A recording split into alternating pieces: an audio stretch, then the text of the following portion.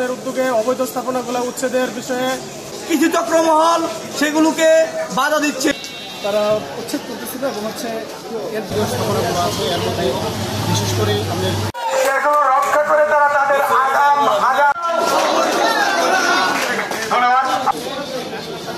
slogan